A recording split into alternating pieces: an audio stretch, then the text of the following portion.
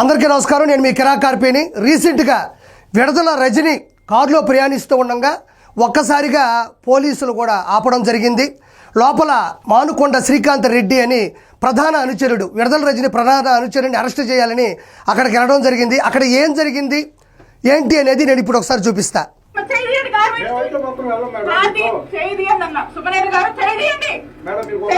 ఇక్కడ ఒకసారి మనం ఆలోచించాలి. విడుదల రజని ఏమంటుందంటే, లోపల ఉండేటువంటి వ్యక్తిని అరెస్ట్ చేయడానికి వెళ్ళిన పోలీసులు అందులో సిఐ సుబ్బరాయుడు గారు కారు మీద చెయ్యేశారు. దానికి ఆవిడ ఏమంటుందంటే, కారు మీద చెయ్యదీయండి, కారు మీద చెయ్యదీయండి అంటుంది.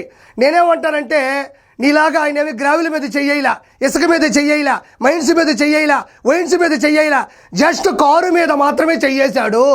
ఆ మాత్రం దానికి ఎందుకంత హడావిడి నాకు అర్థం కావట్లేదు.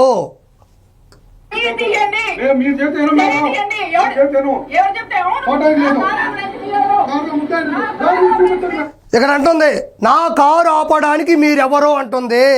వాళ్ళెవరో తెలియాలంటే విడుదల రజని వర్రా రవీందర్ రెడ్డిని అడుగు, వల్లభనేని వంశీని అడుగు, పోసాని కృష్ణమురళిని అడుగు, బోరుగడ్డ అనిల్ని అడుగు, నీ మరిది గోపిని అడుగు, తెలుస్తుంది. వాళ్ళనే పోలీసులు అంటారు. చీకు పడేయడానికి వాళ్ళు పుల్లైసులు కాదు, పోలీసులు. తప్పు చేస్తే తాట తీస్తారు.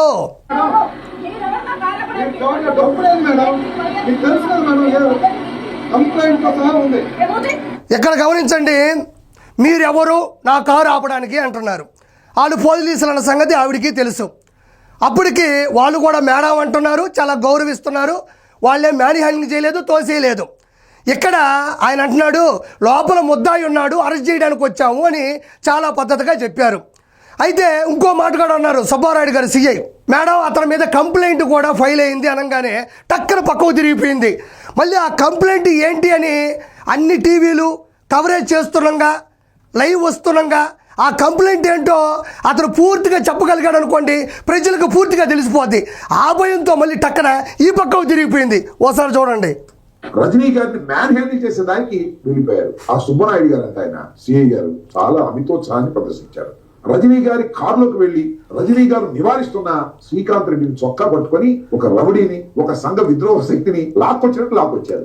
ఇందాక వీడియో చూశారు. ఎక్కడైనా విడుదల రజనీ గారిని మ్యాన్ హ్యాండ్లింగ్ చేశారా? అక్కడ ఏమైనా తోపులాట జరిగిందా? ఆవిడని ఎవరైనా తోసేశారా? దుర్భాషలు ఆడారా? ఆయన గారు మేడం అనే కదా అంటున్నారు. అక్కడెక్కడ తోపులాట జరిగింది? ఎక్కడ మ్యాన్ హ్యాండ్లింగ్ చేశారు? మ్యాన్ హ్యాండ్లింగ్ ఉంటే వీడియోలన్నీ కూడా యూట్యూబ్లో, మాధ్యమాల్లో కూడా కనబడుతూ ఉన్నాయి.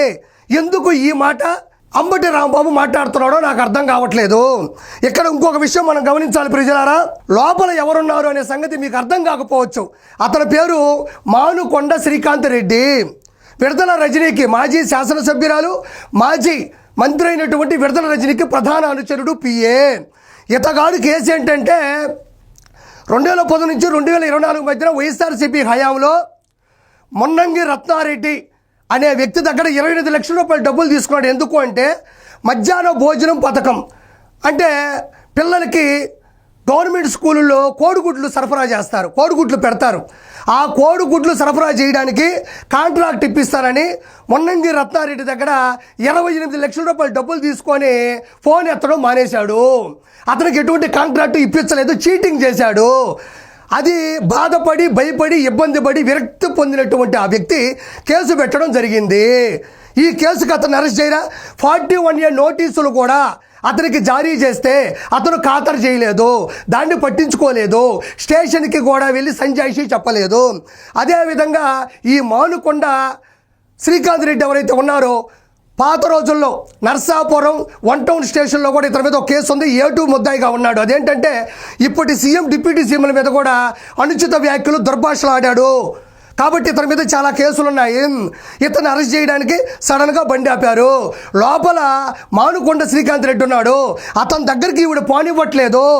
ఎస్, పోలీసులకి అరెస్ట్ చేయాలి అని పైనుంచి ఆర్డర్స్ వచ్చిన తర్వాత, ఎఫ్ఐఆర్ బుక్ అయిన తర్వాత, కేసు ఫైల్ అయిన తర్వాత వాళ్ళకి సర్వ హక్కులు ఉంటాయి. వెళ్ళి డోర్ తీస్తారు, రాకపోతే ఈడ్చుకెళ్తారు. అవి వాళ్ళ గవర్నమెంట్ విధులు, పోలీసు వారి విధి నిర్వహణ. అంతే తప్ప వాళ్ళు గొడవ చేయట్లేదు.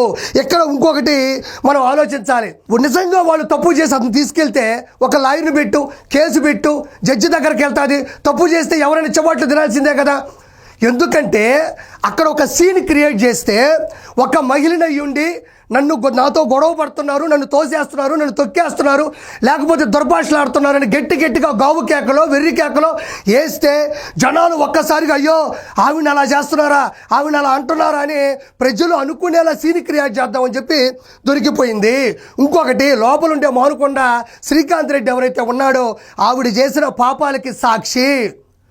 ఆవిడ చేసిన వైన్స్ గ్రావిలు, ఇసుక, మెడికల్ మాఫియా ఏదైతే కోటాది కోట్ల రూపాయలు ఏదైతే ఉందో వాటన్నిటికి కూడా సాక్షి.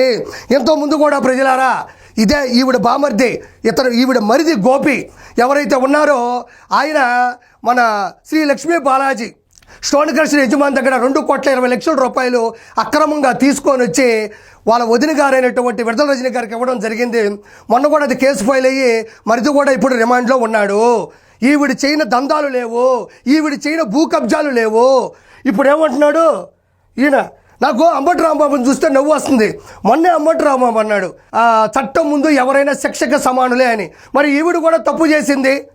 అదేవిధంగా లోపల ఉండేటువంటి మానుకొండ శ్రీకాంత్ రెడ్డి తప్పు చేశాడు.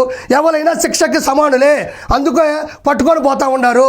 మొన్న కూడా ఒక మాట మాట్లాడుతూ ఉంది విడుదల రజని, నేను బీసీ మహిళని, మాజీ శాసనసభ్యురాలిని, మాజీ మంత్రిని, నన్ను ఇలా చేస్తారా, నాతో ఇలా మాట్లాడతారా అంటుంది.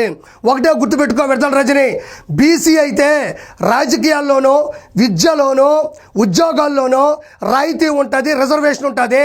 తప్పు చేస్తే బీసీ అయినా, ఓసీ అయినా, ఎస్సీ అయినా, ఎస్టీ అయినా, మైనారిటీ సభ్యులైనా ఎవరైనా చట్టం ముందు సమానమే. ఉదాహరణ చెప్పాలంటే మీ ఇంటి ముందు ఒక ట్రాన్స్ఫార్మర్ ఉంది, దాంట్లో కరెంట్ ఉంది. ఎప్పుడైనా తడి బట్టలు తీసుకెళ్ళి ఆ ట్రాన్స్ఫార్మర్ మీద ఆరేసావా? ఆరేయవు. ఎందుకంటే షాకు కొడితే చనిపోతాం కాబట్టి. తప్పు అయినా ఏదైనా, జడ్జిమెంట్ అయినా ఏదైనా ట్రాన్స్ఫార్మర్తో సమానం. తప్పు చేస్తే ఓచలు లెక్క పెట్టాల్సిందే. ఇంకొక విషయం, వీటికి సంబంధించినటువంటి సాక్ష్యాలు కూడా ఇక్కడ నేను స్క్రీన్ మీద ప్రెజెంట్ చేశాను, ఒకసారి గమనించండి. ఫైనల్గా నేను చెప్పేది ఒకటే, ఈరోజు శ్రీకాంత్ రెడ్డి లోపలికి వెళ్ళాడు. అక్కడ భయంకరమైన నిజాలు బయటకు వస్తాయి. అవి బయటకు వస్తే ఈవిడెక్కడ జైల్లోకి వెళ్తుందనే భయంతో అతగాడిని కాపాడి బయటకు పంపించాలనుకుంది. రెండోది, అతన్ని కేసుల నుంచి తప్పించాలని కాదు, హైదరాబాదు తీసుకొచ్చి నేపాల్ పంపించాలని కూడా అన్ని ఏర్పాట్లు చేసింది, దొరికిపోయింది. రానున్న రోజుల్లో విడుదల రజని లోపలికి వెళ్తుంది. అప్పుడు రాసేటువంటి వ్యాఖ్యలు, వార్తలు ఎలా ఉంటాయంటే విడుదల రజనీకి విడుదల ఎప్పుడు, విడుదల రజనీకి విడుదల ఎప్పుడు, ఇదే వాయిస్ వినబడుతూ ఉంటే చూసుకోండి. Thank you so much.